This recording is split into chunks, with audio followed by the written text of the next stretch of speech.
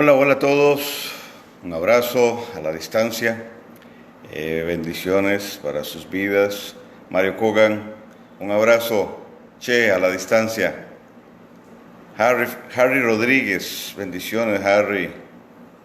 Mari Flores, bendiciones para tu vida. Mauricio Guzmán. Janina, saludo muy grande. Danielito, Daniel Obed, mi hijo, un abrazo. Mariano y Miriam, les bendigo. Guillermo, un abrazote, papá. Qué bueno. No te digo que estés disfrutando de la cuarentena, porque ya estamos como locos con esta cuestión de la cuarentena, pero bueno. Bien, como soy yo, al grano de una, sin darle mucha vuelta al asunto. Gisela Operti, un abrazo. Ok, me manda saludos. David, un abrazote. Un abrazote, che. Ok, esta semana no hay lectura de Parashá, sino hasta la próxima semana, porque es la festividad de Pesaj. Espero usted ya la haya celebrado. Y hablando de la festividad de Pesaj, pues es una festividad que encierra tantas cosas, y la verdad que habría mucho que hablar de la festividad de Pesaj, no solo en su aspecto histórico que nos vincula con nuestras raíces, con la identidad y la identificación de nuestro pueblo en relación a lo que sucedió en Egipto, y aquel anuncio profético, ¿verdad?, del Cordero, cuando el Eterno le dijo a Moisés: dile al pueblo que sacrifique un cordero por familia. Y les digo que quédense en casa, y un cordero por familia. Ok, estamos celebrando Pesaj en casa, celebrando que el Cordero murió por nosotros. Ok. No solo entonces el aspecto histórico, como dije, que nos vincula, nos afirma en nuestra identidad con nuestro pueblo, Israel, sino también el aspecto del cumplimiento mismo de la festividad en Yeshua, que ahí tenemos también toda una riqueza en cuanto al contexto de la festividad, en cuanto a lo que sucedió en aquel momento, hecho con el que nos identificamos profundamente, por supuesto, y a veces no. Lamentablemente en la tradición religiosa no se ha enfatizado, y no se conocen aspectos propiamente del contexto histórico, ¿verdad?, de la vivencia, de nuestro pueblo, me acomodar esto, de la vivencia de nuestro pueblo. Entonces hay detalles que no se hablan, que no se tocan. Por ejemplo, hay mucho creyente hoy creyendo que la Semana Santa es Pesaj, es Pascua, y realmente son dos festividades totalmente aparte y opuesta. Una es pagana, Semana Santa, y Pesaj es otra. Hay ciertas fechas en que coinciden las dos, como en esta, pero no tienen que ver con lo mismo, no es lo mismo, ¿verdad? Muchos creyentes creen que Yeshua murió un Viernes Santo, como la tradición nos ha distorsionado del cristianismo romano, pero no murió un Viernes Santo, no podía haber muerto un Viernes Santo. ¿Por qué? Porque la señal de Jonás era que él debería estar 3 días y 3 noches en el seno de la tierra, en las partes bajas. Entonces, si murió un viernes y resucitó un domingo, no se cumplen las 72 horas. Es un asunto hasta de matemática básica, ¿verdad? Porque no llega a las 72 horas, y no es simbólico el asunto es literal. 3 días y 3 noches, por todo el simbolismo que el número 3 tiene en la escritura, ¿verdad? Cuando el número 3 está relacionado a base, a fundamento. El número 3 también está relacionado a los ciclos dentro de los ciclos, 3, 6, 9, etcétera. Entonces, no tiene ninguna base, pero cuando nosotros vamos a la historia, sí entendemos entonces que para que Él pudiese resucitar como la primicia de la resurrección en la festividad justamente de los primeros frutos, Él tenía que haber muerto un miércoles. El cordero de Pesach se sacrificaba a las 3 de la tarde, entre 3 y 4 de la tarde. Quiere decir entonces que Yeshua cumplió las 72 horas al final del Shabbat, un día como hoy, y después de las 6, según el día bíblico, ya Él había resucitado y se da todos los acontecimientos que usted conoce. Entonces, son detalles como esos tan importantes, como que Yeshua entró 5 días antes, ¿verdad?, a Jerusalén para ser examinado por todas las autoridades como era examinado el Cordero. Flavio Josefo nos dice que al ser esta una de las fiestas de peregrinación, en aquel tiempo había más de 100,000 personas en aquel lugar. De tal manera que, a ver, hay detalles muy interesantes del contexto histórico, del contexto cultural, que nos enriquecen en relación a esta festividad y a todas las festividades, y en general. Entonces, por eso yo siempre insto, motivo, para que se busquen las versiones más antiguas, más originales, se indague acerca de la historia, acerca del contexto histórico y cultural del pueblo de Israel,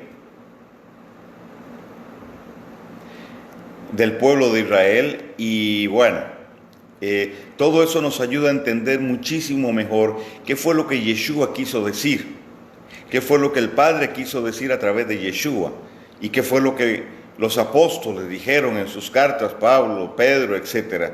¿Por qué? Bueno, porque hay toda una distorsión en relación a las interpretaciones, a las traducciones de la Escritura, pero bueno, ese no es mi tema hoy.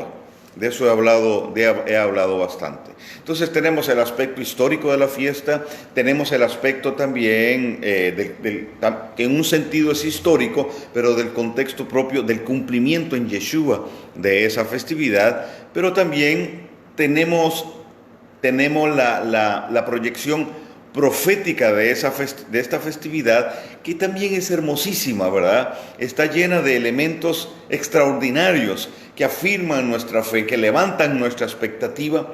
En Lucas 22 se nos narra que en aquella celebración de Pesaj, que no fue la última cena, por amor de Dios, esa no fue la última cena, ¿ok? Y aunque la haya pintado Da Vinci, no le da veracidad al concepto de última cena. Y dicho sea de paso, pues tampoco Da Vinci conocía el contexto. Sin embargo, aquel momento fue clave, aquel momento fue crucial, y en esa festividad, como ya sabemos, y si no sabe, pues lo investiga, me escribe al privado y yo le explico un poquito del tema, con mucho gusto. Tomamos 4 copas, en la festividad de Pesaj tomamos 4 copas. Y las 4 copas tienen nombre y están relacionadas con las 4 promesas que Dios le hizo a nuestro pueblo. Y esta es la forma correcta, a nuestro pueblo, no al pueblo judío, no al pueblo de Israel, no al pueblo hebreo, porque nosotros somos parte de ese mismo pueblo, porque somos un solo olivo. Usted dice, yo soy gentil, está en el olivo. Yo soy de la casa de Efraín, está en el olivo. Yo soy de la casa de Judá, también está en el olivo. Así es que no hay por dónde. Si usted nació de nuevo, ahora, si no nació de nuevo, usted podría estar en un árbol de pino, en el arbolito donde se le celebra a Nimrod, podría estar en un abeto, donde se le celebra bueno, etcétera. Pero estamos en el olivo, entonces todo esto tiene que ver con nosotros. Entonces, cuando cuando el Padre le da a Moisés la promesa para el pueblo de Israel, le dice, te sacaré, te libertaré, te redimiré y te llevaré.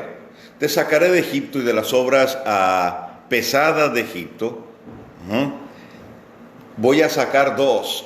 a Egipto de vos.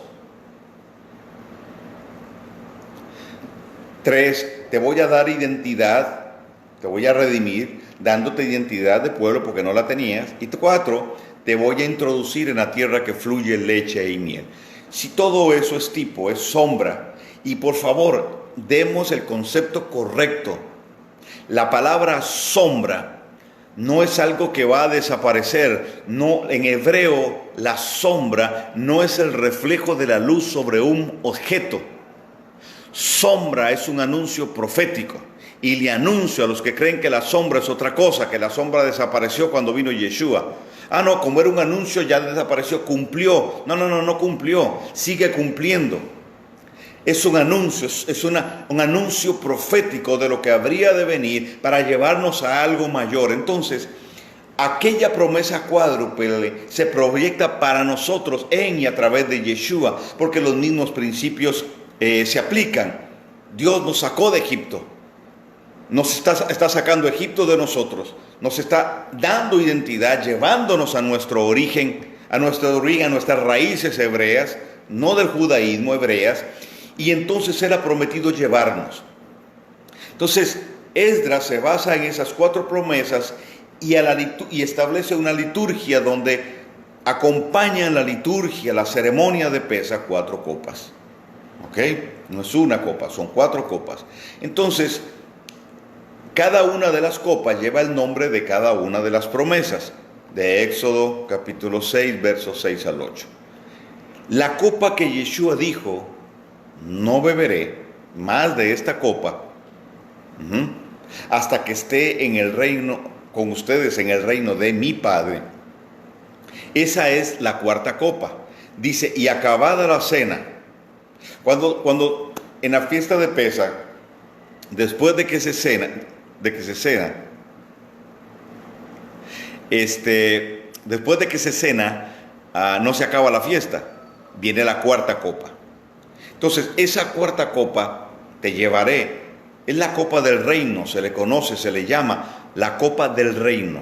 ¿Por qué? Porque Yeshua dijo, no beberé más del fruto de la vid, es decir, de esta copa, hasta que esté con ustedes en el reino de mi Padre. En ese mismo renglón, en ese mismo contexto y en esa misma línea de ideas, Yeshua dijo, yo me voy a preparar lugar para ustedes, porque en la casa de mi Padre muchas moradas hay.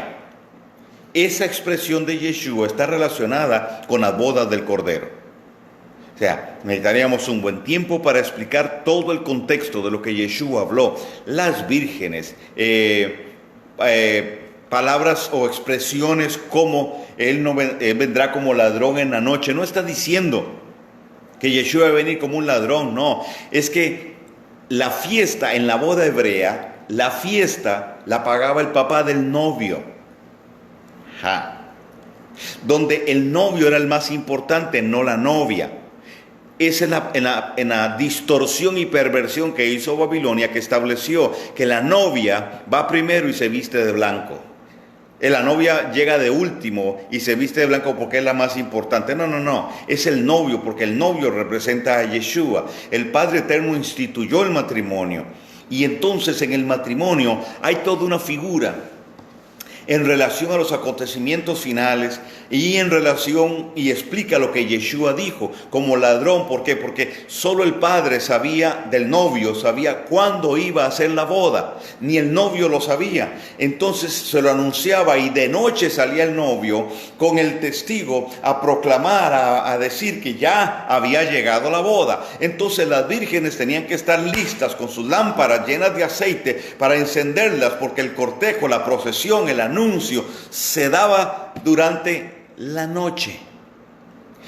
Y como ese hay muchos otros elementos que tienen que ver entonces con lo que Yeshua dijo, los tiempos finales. Entonces cuando Él dice, en la casa de mi Padre muchas moradas hay, no está diciendo que nos vamos a ir a vivir al cielo, por amor de Dios, Si conocemos el contexto, vamos a entender que no está hablando de vivir la vida eterna ya en el cielo, porque cuando usted revisa bien la Escritura, dice que la nueva Jerusalén, el reino de Dios, está descendiendo. Y Zacarías 14 dice que Yeshua pondrá los pies sobre el monte de los olivos. Después de lo que entiendo yo, será el levantamiento de la calá de la novia. Entonces, si la nueva Jerusalén está descendiendo para establecerse 1000 años aquí, y Yeshua va a gobernar 1000 años después de poner sus pies sobre el monte de los olivos, entonces, ¿por qué algunos siguen insistiendo en ir hacia arriba? Si todo el reino de Yeshua y todo está descendiendo, no tiene sentido. Ok, entonces, la festividad tiene un contexto muy matrimonial. No solo de sacrificio, sino matrimonial, porque en su proyección profética, Yeshua dice, no voy a beber más de esta copa hasta que esté con ustedes en el reino de mi Padre. Es decir, hasta que celebremos las bodas del Cordero. ¿Por qué? Porque Jeremías dice con toda claridad que el Eterno se desposó con el pueblo de Israel allá en el Sinaí como una novia. Y el desposorio es la primera parte.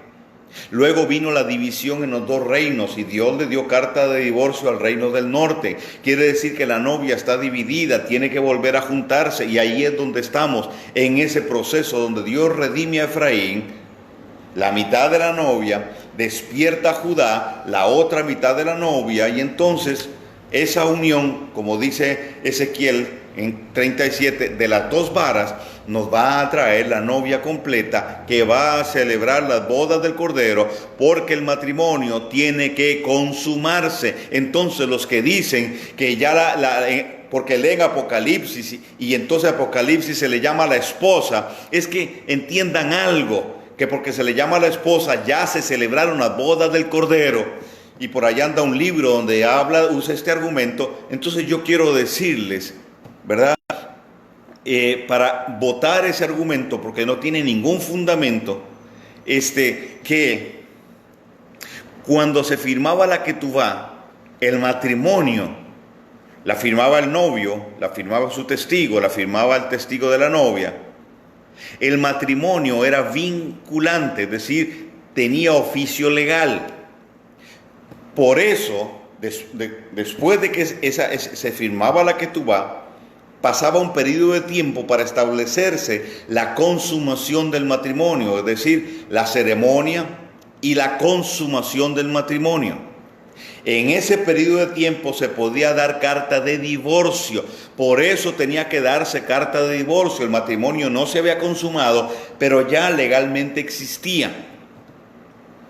Entonces, como existía legalmente, aun cuando el matrimonio no se había consumado, se le podía llamar novia, pero también a la mujer se le podía llamar esposa, porque ya existía un vínculo legal. Pero el matrimonio no se ha consumado. Entonces los que interpretan que en Apocalipsis cuando habla de la esposa es porque ya el matrimonio se celebró, y ubican en un contexto una serie de acontecimientos para decirnos que ya Yeshua vino, que estamos en el milenio, algunos dicen que estamos en otra etapa fuera del milenio. Perdónenme, pero en mi opinión eso está fuera de una interpretación correcta, por el desconocimiento de las raíces hebreas justamente. Ok, vuelvo al punto entonces. Cuando Yeshua dice, estaré con ustedes, está hablando de las bodas del Cordero. Entonces, la festividad de Pesaj que él celebró aquí se va a consumar y nuestro proceso se va a ver culminado. A eso se le llama la copa rebosante. Nuestra copa va a rebosar. Eso es Pesaj y muchísimo, muchísimo más que esto. Entonces, cuando nosotros celebramos Pesaj, entramos o se reafirma en nosotros una expectativa por nuestro encuentro con Yeshua. Entonces, si algunos creen que ya Yeshua vino por segunda vez, pues mis felicitaciones, que les vaya bien. Pero yo no sería el que soy si ya Yeshua hubiera venido. Si yo me hubiera encontrado con Yeshua ya, Sea que es en las nubes, o sea que es aquí o en otra dimensión, donde quiera, yo no sería el mismo. Yo no estaría luchando con las cosas que estoy luchando, ni usted tampoco. No estaríamos viviendo lo que estamos viviendo. Entonces, por amor de Dios, no me digan que ya estamos ahí y no me vengan con los cuentos esotéricos, que ya estamos en una dimensión, pero es una dimensión espiritual. Por amor de Dios, olvídese de ese cuento, que eso es esotérico. Eso yo se lo oía a Confucio, se lo oía a Mao y a muchos otros.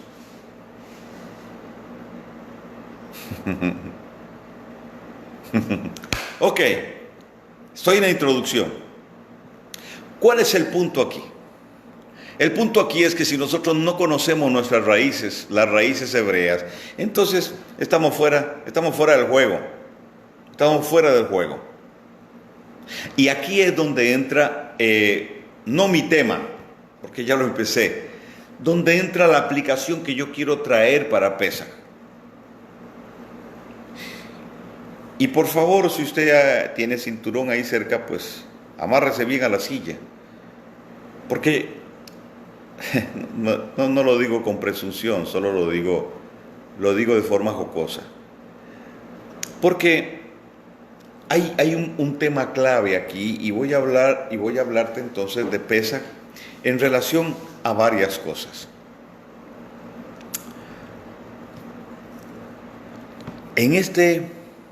En esta cuarentena, que ya dejó de ser una maldición y se está convirtiendo en una bendición, en la medida que estamos entendiendo que Dios le saca provecho a este tiempo y que Dios lo está aprovechando al máximo. Entonces, déjeme agregarle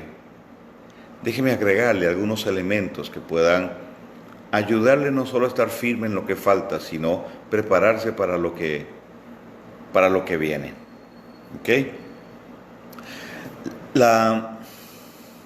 La fiesta de la festividad es fundamental, y en este tiempo convergen dos elementos que son claves. Número uno, Pesaj, y el otro, el coronavirus. Ahora, no el coronavirus en sí, sino lo que el coronavirus representa, sino lo que el COVID-19 representa en relación a la maquinaria que está detrás de él. ¿Ok? Entonces, creo que ya a estas alturas no comemos cuento, decimos en mi tierra. Ya el tema está claro. ¿De dónde nació el coronavirus y cuál es el objetivo del coronavirus? Señoras y señores, estamos a las puertas de una nueva economía mundial. Líneas aéreas están hablando, si no de quiebra, están hablando de una crisis severa, de negociación con empleados, etcétera, etcétera. Yo no quiero ser pesimista, no soy pesimista, pero esta es la realidad. La realidad que vivimos es esa, que la humanidad no será la misma, y ya lo he dicho en otras intervenciones, y otros lo han dicho también, y mejor que yo. El tema es que si la humanidad va a entrar en un nuevo tiempo, y está entrando en un nuevo tiempo, y se está hablando, se está diciendo, expertos lo están diciendo, se va a entrar en un nuevo tiempo en economía, en relación a la política se está pidiendo un nuevo orden mundial, un gobierno, centralizar un gobierno mundial. O sea, todos los elementos que se han venido preparando desde los tiempos de Nimrod, ya hoy convergen. Lo que en los 1700 nos hablaron los protocolos de los sabios de Sión en cuanto a esta conspiración, ya son una realidad. Y el señor Bill Gates está hablando de la vacuna, está hablando del gobierno mundial, con una cara de sarcasmo que me dan ganas de bajarme del madero, pero bueno, esa es otra cosa. ¿Me entienden? Entonces, tenemos un escenario ya muy claro, y quien quiera negarlo pues para mí, pues ya no tiene sentido, está bien claro. Entonces, el tema no es el COVID-19, el tema es que a partir del COVID-19 la humanidad entra en un nuevo tiempo, en una nueva etapa. Lo que ellos buscaban, lo que ellos querían, ahora lo tienen en la mano. Tienen un alto porcentaje. Pero entonces el tema no es el coronavirus, olvidémonos del tema. Tengo problemas con el internet, se me pausó, pero no sé si ya estoy otra vez en vivo. Por favor, alguien me avise.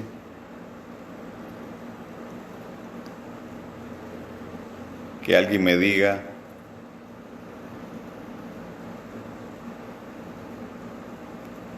¿Quién? Su Angie, ¿ya? ¿Estoy vivo? Gracias. Ok, entonces, decía, el tema no es el coronavirus, el tema es lo que se mueve detrás de esto. Y la gran pregunta que yo siempre me hago es, ¿dónde está el pueblo de Dios posicionado en relación a esa realidad que estamos viviendo? Y me temo que muchos, no pueblo de Dios, líderes, estoy hablando de pastores, estoy hablando de apóstoles, estoy hablando de profetas, muchos están, como decimos en mi tierra, detrás del palo, es decir, sin saber nada, con otras cosas y otros objetivos en mente. Pero permítame aportarle de mi vivencia, de mi experiencia y de lo que Dios me ha revelado para ayudarle a posicionarse en otra plataforma, Porque entonces el coronavirus converge con Pesaj. Pesaj es la festividad donde históricamente el juicio de Dios vino a través de plagas, donde hubo un juicio sobre la deidad que opera en las plagas, llamada Lilith, Isis en aquel tiempo, en aquel lugar y en aquel contexto, Ishtar en Babilonia, etc. Lilith se le conoce en el inframundo. Es la señora del bosque y la señora de las plagas. Entonces, tenemos identificado contra quién peleamos. Y uno de los símbolos de Lilith, por cierto, es el murciélago, que no tiene nada que ver con el coronavirus, no directamente. Pero lo utilizan y el buen entendedor, pocas palabras. Entonces tenemos que Pesaj es la sentencia, y anote esto, Pesaj es la sentencia sobre los dioses de las plagas. Se lo repito, Pesaj es la sentencia sobre los dioses de las plagas. Pesaj, se lo repito nuevamente, es la sentencia sobre los dioses de las plagas. Pesaj es la sentencia sobre los dioses de las plagas. Dentro de este contexto, en este contexto, la luna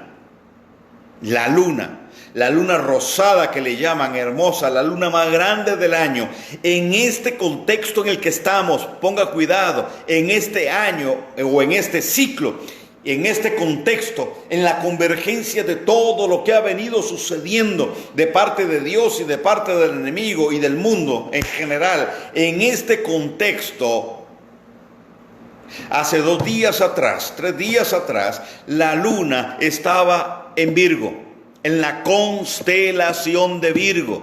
Y Virgo es la primer constelación del zodíaco. El zodíaco de Dendera, que es el zodíaco egipcio, que se dice que es el más antiguo. En representación a este zodiaco, en Egipto hay una esfinge, cara de mujer y cuerpo de león. Y la mujer representa a Virgo. ¿Ok? Y si usted cree que esto es de Satanás, lo de las constelaciones, lea el Salmo 19 y le puedo dar una serie de citas bíblicas donde dice que Dios creó las constelaciones y que Dios trazó un mensaje a través de las constelaciones. No las creó Satanás, Satanás las usurpó, Satanás ha tergiversado todo, él no es creador de nada, dirían en Puerto Rico.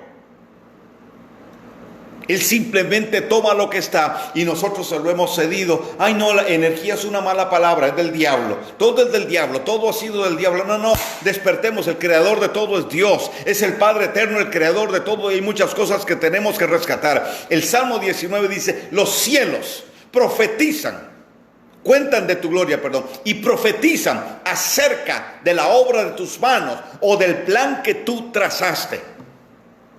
Entonces, en este Pesaj, que es el inicio del ciclo anual, ponga cuidado, que es el inicio del ciclo anual, la luna, llena y hermosa, estaba justo en el vientre de la constelación de Virgo. Y es Virgo la primera constelación del zodíaco que habla de la obra de Dios, del plan de Dios trazado en las estrellas. Todos estos elementos juntos son extraordinarios. ¿Marcando qué? Marcando un nuevo tiempo, marcando un nuevo comienzo. Entonces los cielos hablan de ese nuevo tiempo, y aquí en la tierra, al celebrar Pesaj, entramos en el nuevo ciclo, en un nuevo ciclo. Usted le puede llamar año si quiere, yo le llamo ciclo, porque así le llama la Biblia, un ciclo. Y tiene que ver entonces con los moed de Dios, con los moedim de Dios, es decir, con los tiempos de Dios. Aquí le voy con la siguiente. La palabra moed tiene una raíz. La raíz de la palabra moed es ad, A-D. Es ayin y dalet, para los que más o menos ya hacemos al hebreo. ¿Ok?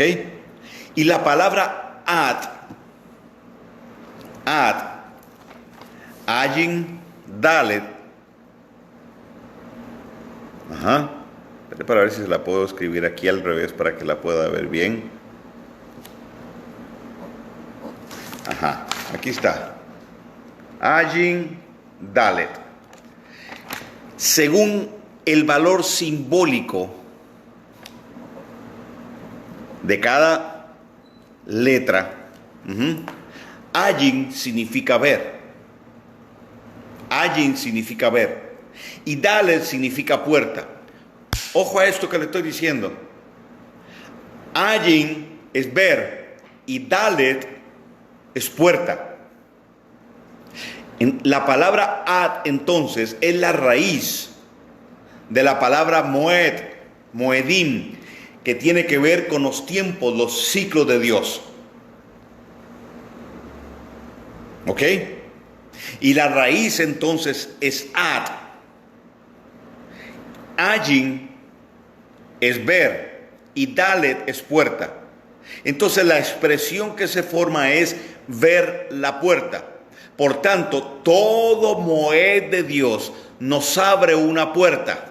Y dependiendo las circunstancias y el contexto, esa puerta puede marcar o determinar un nuevo tiempo.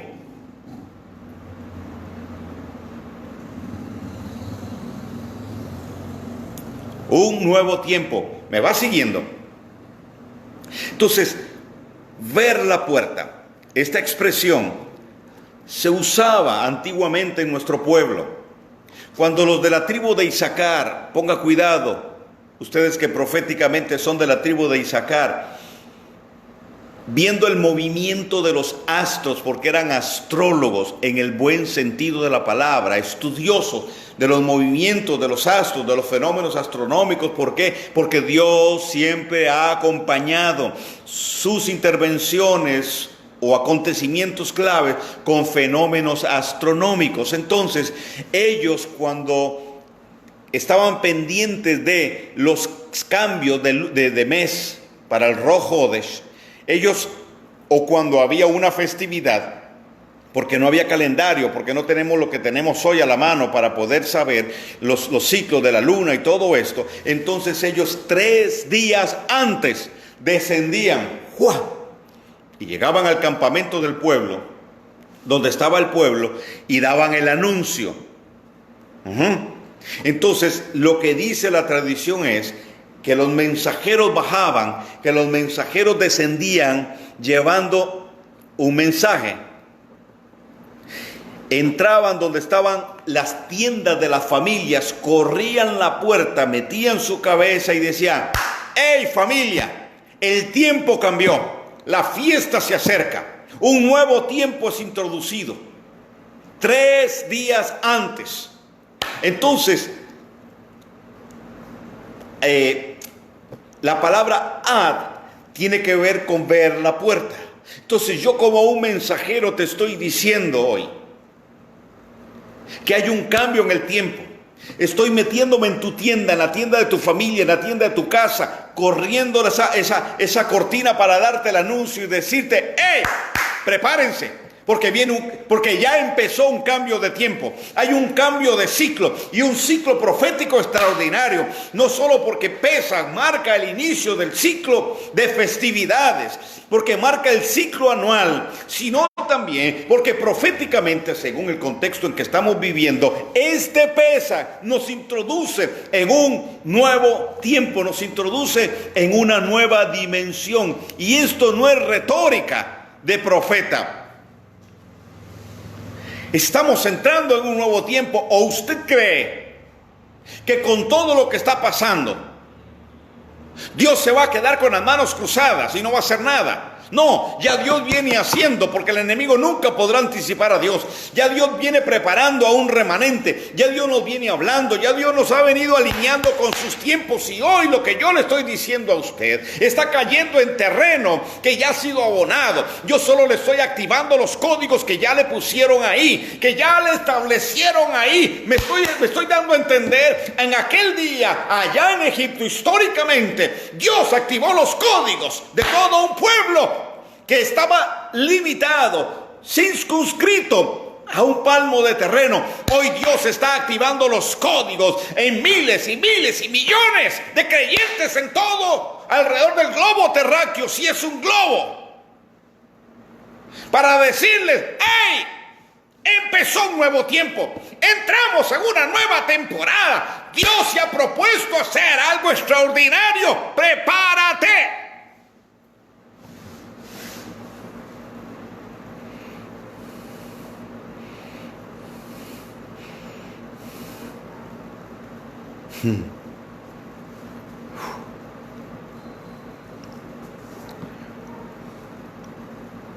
Los cielos cuentan su gloria, y el firmamento profetiza acerca de su plan, de su diseño.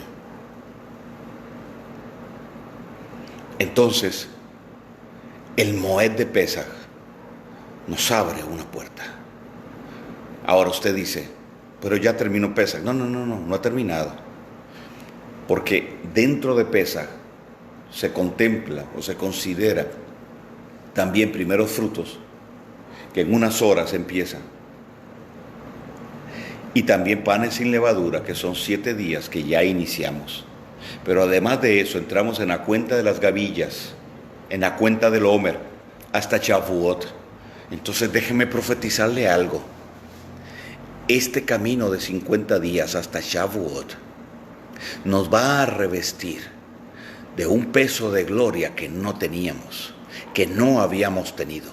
Estos 50 días de la cuenta del Homer, y si usted no sabe qué es la cuenta del Homer, pues busque rápido y busque una buena fuente, porque proféticamente cada día, cada gavilla, cada espiga de trigo va a desatar sobre usted un peso cada vez mayor de gloria.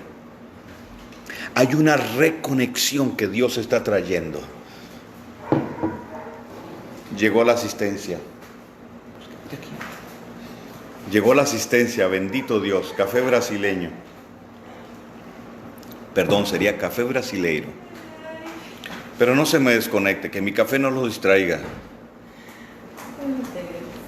Mire, yo hago pausa. ¿Sabe por qué yo hago pausa? Porque a mí no me interesa emocionarlo. Yo lo que quiero es que la palabra cale profundo en usted. Yo no soy un predicador de show.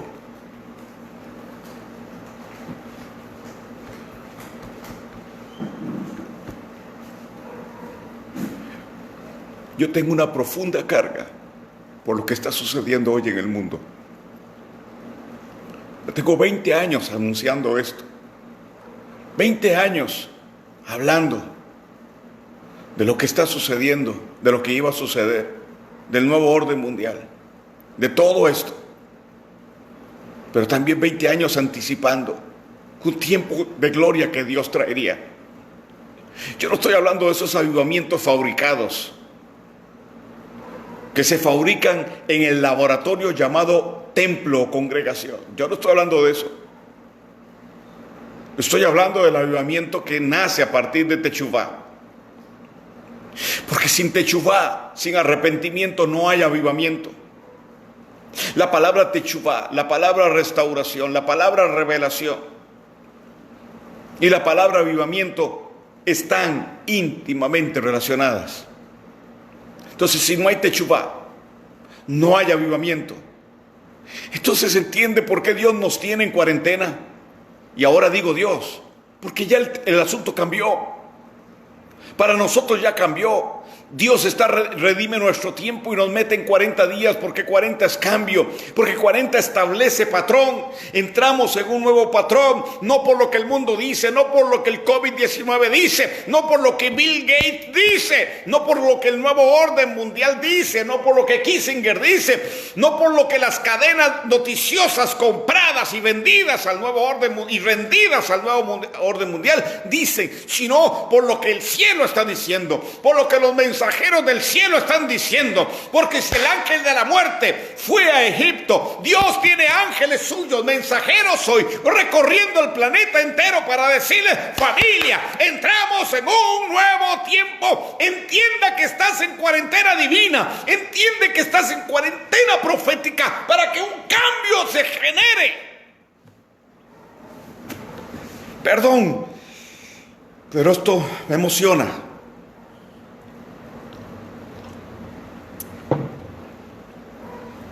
Hace días lo vengo anunciando.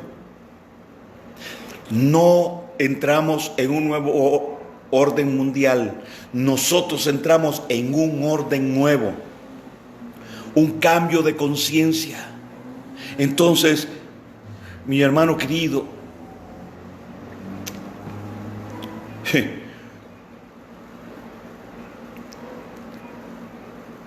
te van a dañar el tumbao. Te van a dañar tu caminar. Dios se va a encargar de que lo que hacías no te sirva. Ya no. Es un nuevo tiempo. Más te vale renunciar a todo y ponerlo delante del altar de Dios. Porque Dios quiere hacer cosas nuevas contigo. Si no, te vas a quedar. No digo que vas a perder la salvación. Estoy hablando de propósito. Te vas a quedar atrás. Ahora vea. Voy a la tercera parte de esto. Pesach siempre ha sido un altar, pero en este tiempo y en este contexto, sobre todo, un altar. Miren, los que me conocen saben que yo no soy nada sensacionalista. A veces soy demasiado racionalista, no racional, racionalista. Y cuestiono. Y bueno, muchos de mis hijos saben, Brenda, por ejemplo, sabe, Silvia, Gustavo, saben que yo soy así. Dios me dijo y yo empiezo de forma incisiva a ver cuándo dijo, cómo dijo, para afilar el asunto.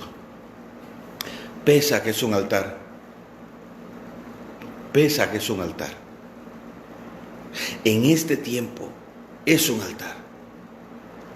Y hay un peso espiritual que yo siento. Por un lado, una lucha espiritual bien fuerte, pero por otro lado, un peso de gloria de Dios. Ayer aquí en Brasil enseñé sobre las dos casas de Israel, o terminé el seminario de las dos casas de Israel. Usted no tiene idea la cepa de efraínitas que hay en esta tierra. Y ayer desatamos y soltamos muchas cosas de Dios.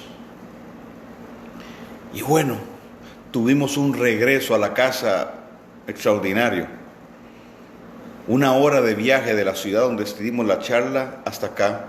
donde estoy hospedado, en la casa de Simón y su esposo Marcos.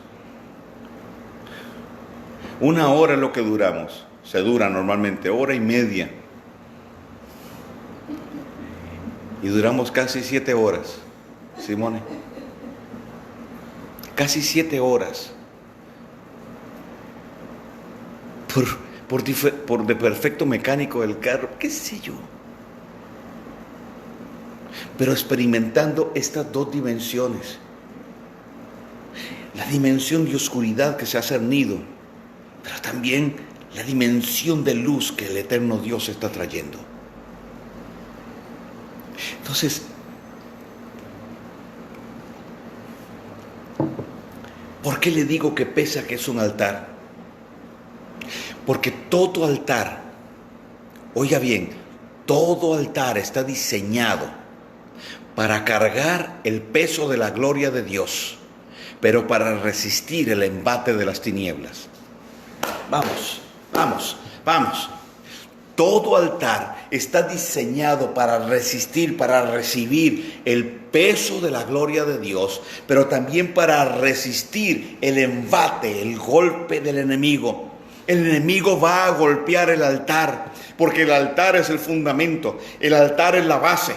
Si el enemigo logra quebrantar el altar, él sabe que la gloria no tendrá donde ser depositada.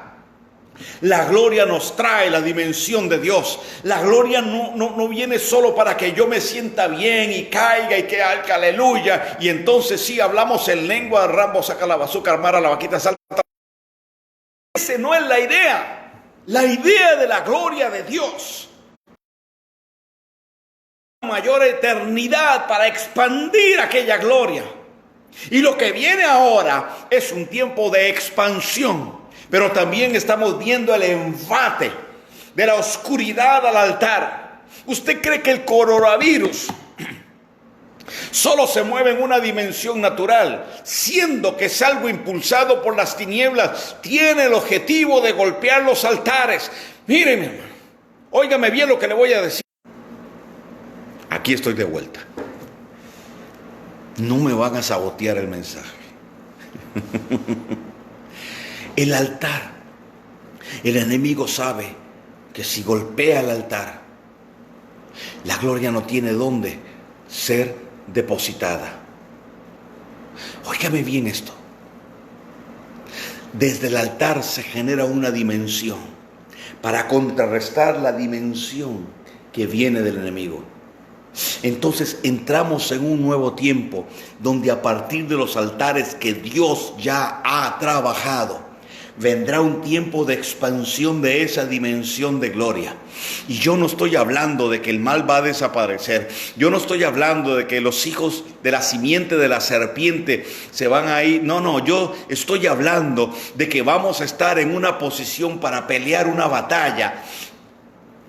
Una batalla diferente, mucho más efectiva, mucho más clara. Vamos a tener pruebas claras, tangibles, palpables del poder de Dios. ¿Por qué? Porque los brujos, los chamanes, como en Egipto, tirarán su vara y se convertirán en serpiente. Los Bill Gates y todos estos, los Henry Kissinger y todos estos que están metidos en esta historia del nuevo orden mundial, de esta plataforma para el anticristo o Maitreya, si usted quiere llamarle así, están tirando sus varas al piso y se están convirtiendo en serpiente. Pero nosotros los Moisés tenemos una vara que también se convierte en serpiente y se las va a comer. Me está explicando. No creamos, no seamos ingenuos en pensar que las tinieblas se van a retroceder y dicen, ¡wow! ¡Qué poderosa esa gente! No. Lea Apocalipsis y verá que vienen plagas, vienen los sellos, vienen los ángeles, vienen muchas cosas a tomar lugar en este tiempo y ya están tomando lugar. Pero vamos a ver tangiblemente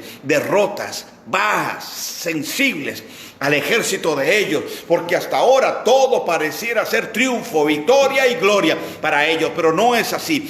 Viene el levantamiento y va a decir, ahora sí, véanlos, vean la dimensión en la que se mueven. Ahora vamos a entrar en otra cosa.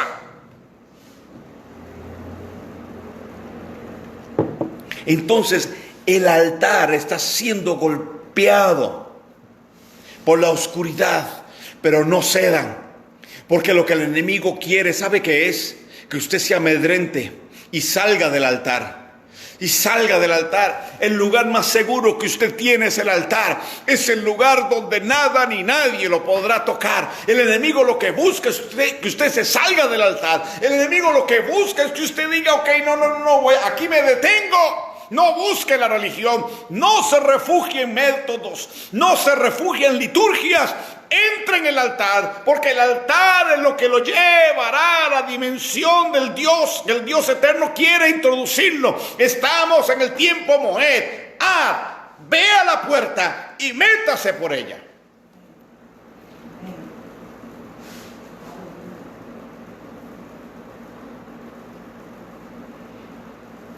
Brenda, que no te amedrente el enemigo, que no te saque del altar. No nos dejemos sacar del altar.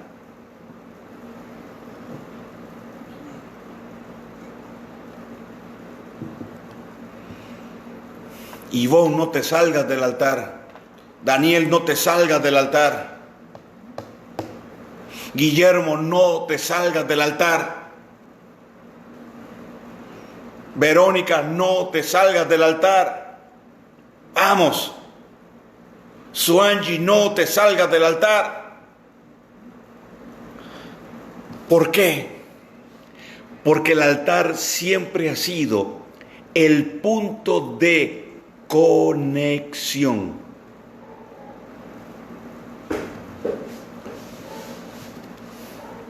Esta es la tercera parte de lo que quiero compartirte.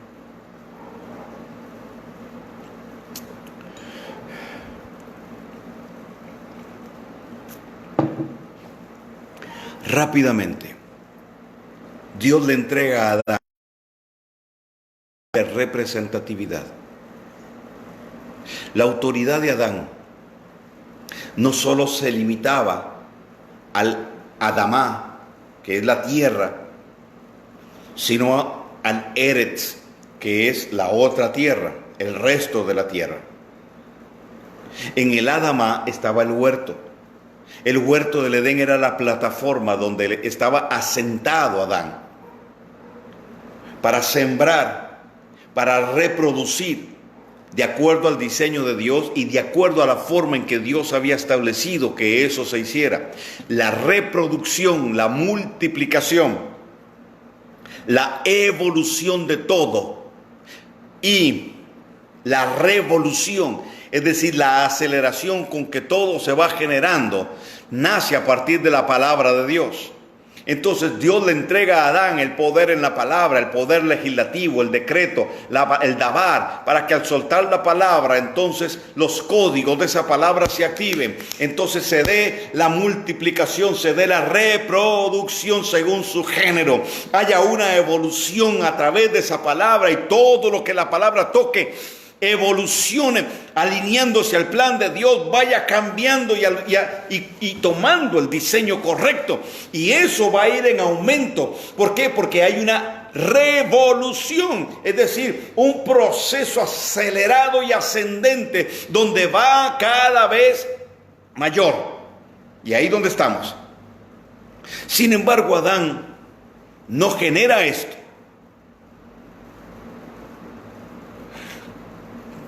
Cae en la trampa de Jailel. Va a la yeshiva equivocada. Va a la escuela equivocada. Y recibe la instrucción de Jailel. Y su ADN, su genética cambia. Ahora él conoce el bien y el mal. Dios lo saca del Adamá y lo lleva al Eretz. Pero Adán pierde su autoridad de representatividad. Entonces la tierra entra en un vacío de autoridad legítima. La creación ahora no tiene una representatividad legal del reino. No hay una autoridad que represente el reino y que ejerza hegemonía, gobierno sobre todo lo creado. Por tanto, y permítame usar el término, Dios se ve limitado a poder establecer una diarquía.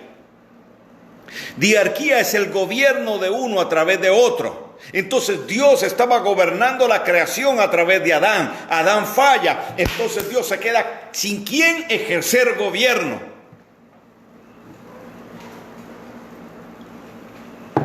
Tenemos entonces un vacío.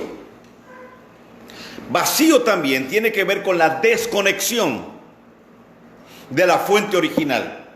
Vacío no es, este lapicero estaba aquí, ya no está, quedó el vacío. No. Vacío es desconectar algo de su fuente original. La creación fue desconectada de su fuente original.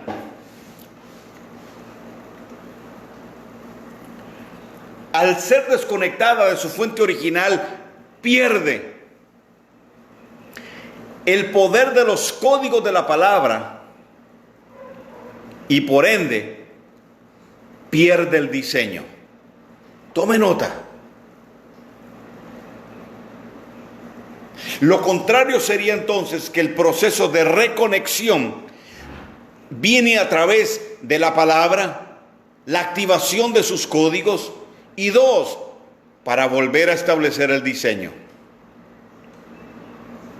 Satanás empieza a moverse sobre el planeta Tierra y Dios entonces, como Dios tiene un plan y no es el plan B, siempre será el plan A. ¿Qué es lo que hace Dios? Levanta a Abraham, con Abraham un pueblo y a través de ese pueblo viene Yeshua. El infierno entero lo estaba persiguiendo. El imperio de la muerte lo estaba persiguiendo. No lo encontraron. Nunca dieron con el lugar. Y lo más que hace Satanás, lo más que puede accesar es en Mateo 4 a llevarlo a la tentación. Pero la tentación lo que hizo fue catapultar a Yeshua a una dimensión extraordinaria. Póngame cuidado si Satanás trae tentación sobre tu vida y tú caminas por encima de la tentación, serás levantado sobre el enemigo que vino a tentarte, porque entonces él quedará bajo la planta de tu pie. Yeshua es catapultado y empieza su ministerio, o más bien esa parte pública y visible que está registrada de su ministerio. Porque con el ministerio se nace, con el llamado de asignación se nace. Y todo suma.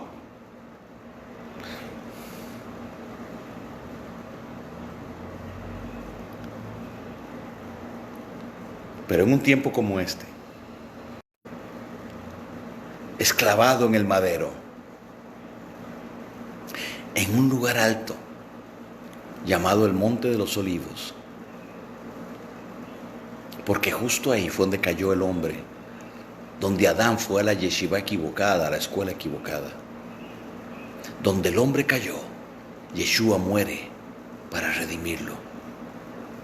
No tengo tiempo para explicarle esto, pero todo... Ok, ya volví. Todo sacrificio debía hacerse delante del Eterno, es decir, alineado con el altar del sacrificio, con el lugar santo, el lugar santísimo. Yeshua muere ahí. Yeshua muere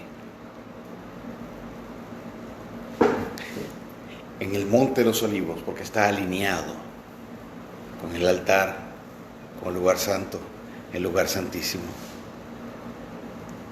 Habían sacrificios que se hacían fuera del templo, pero tenían que estar alineados como la vaca lazana, alineados, porque todo sacrificio debía hacerse delante del Eterno y la referencia era el arca.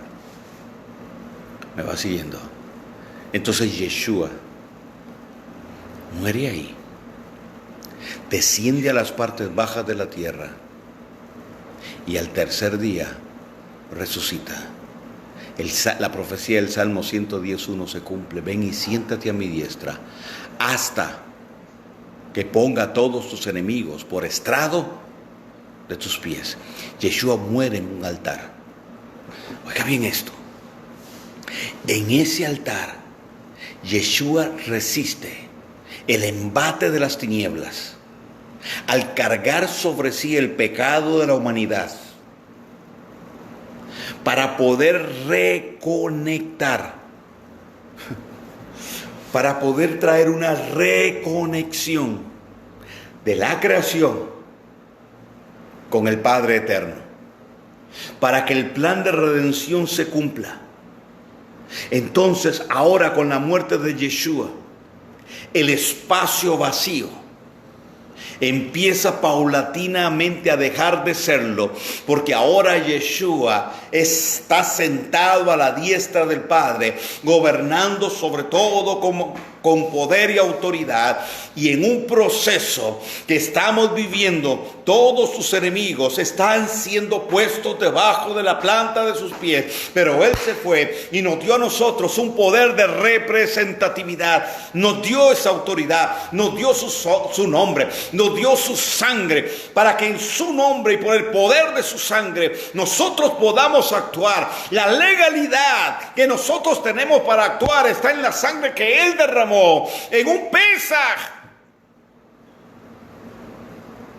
Entonces ahora nosotros somos establecidos, Efesios 2:6, como tribunales vivientes. Somos un tribunal viviente del Dios eterno. Somos templo, somos sacerdotes, somos el sacrificio, pero también en nosotros está el altar, y sobre todo somos un altar desde donde se legisla. Somos un altar jurídico, somos jueces, y desde este altar nosotros legislamos. Yeshua nos reconectó con el Padre. Hablo de redención, hablo de salvación, pero también en este Pesaj Dios nos ha ido preparando para traer una reconexión de una dimensión de los cielos, de una dimensión, estoy hablando de un cielo, estoy hablando de uno de los 7 cielos que ha empezado a descender, y no lo voy a explicar, usted disciérnalo en el espíritu, porque esa dimensión está tomando lugar en medio de nosotros. Esa puerta que se ha abierto nos está alando como si fuera un agujero de gusano para sumergirnos en una dimensión sin sustraernos de esta realidad, más bien siendo más conscientes de esta realidad, pero bajo la revelación de lo que Dios ve y como Él lo ve. Hay una dimensión que un día estuvo, que un tiempo estuvo sobre la tierra, y por causa de todo este proceso Dios la tuvo que retirar. Pero ahora Dios dice, este es el tiempo de volverla a traer. Entonces vamos a pelear en espacios donde no habíamos peleado batallas. Vamos a ver victorias que no habíamos visto antes. Vamos a ver cosas que no habíamos visto antes. Y ha sido extraordinario ver paralíticos levantarse. Si todo eso está bien, mi querido hermano y amigo, eso está muy bien. Pero viene algo muchísimo mayor. Estamos ahí, no a las puertas, ya estamos ahí. Porque este Pesaj nos reconecta con esa dimensión que un día tuvimos. Por eso no abandone el altar, no ceda a la presión del enemigo, porque esta dimensión que un día tuvo el pueblo de Dios, ahora está tomando lugar en medio de nosotros. Todo el proceso que hemos vivido, y hablo de todo el pueblo de Dios, Dios nos ama a todos. Entiéndame esto. Guarde Shabbat o no lo guarde, Dios, si es hijo de Dios, Dios ama a todos. ¿Me entiende? Aquí estamos en otro punto. Podríamos luego discutir sobre el Shabbat y sobre el domingo. No, en este punto en el que estamos es que podamos converger todos a esa puerta. Sea bautista, sea metodista, si usted cree en Yeshua, si usted ama al Señor, hay una puerta abierta para usted, y si usted la ve al otro lado, entonces vamos a hablar. Mi punto final es este. Todo lo que hemos venido haciendo, aunque usted se dé una mala calificación hoy, ha sido la preparación para definir este altar. Y que esta puerta esté abierta, porque donde hay un altar, se abrirá la puerta. Ver la puerta. Entramos entonces en el tiempo de reconexión con esa dimensión.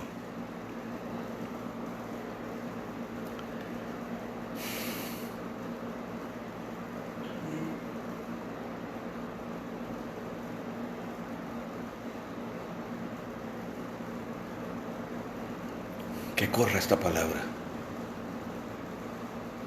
Que corra esta palabra. Porque hay un pueblo que necesita entender que no estamos a merced de lo que el enemigo haga. Que no estamos vulnerables a. Dios tiene gente firme. Y vamos a darnos la mano en esta etapa con gente que usted ni se imaginaba. Hay gente que está entendiendo esto.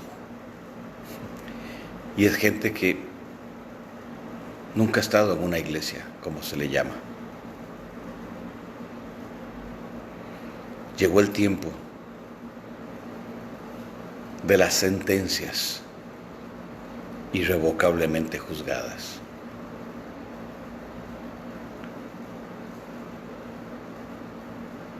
Y un día de estos voy a hacer un programa con la licenciada Arlene Hernández y vamos a hablar acerca de esto. Pero por ahora, quédese con esta palabra, medítela. No abandone el altar. Y en el altar busque la puerta. Porque si encuentra el altar, encuentra la puerta. A Moisés se le perdió una oveja. Buscando la oveja encontró la zarza, el altar. En el altar estaba la presencia. Y ahí en la presencia se le abrió la puerta para su destino profético. Entonces, persevera en el altar, porque ahí en el altar está la puerta. Vamos a entrar en un nuevo tiempo, o ya entramos en un nuevo tiempo. Hay una revelación mayor que está viniendo y muchas otras cosas más que vienen por la reconexión con esa dimensión que un día se cerró. A todos, Shabbat Shalom y también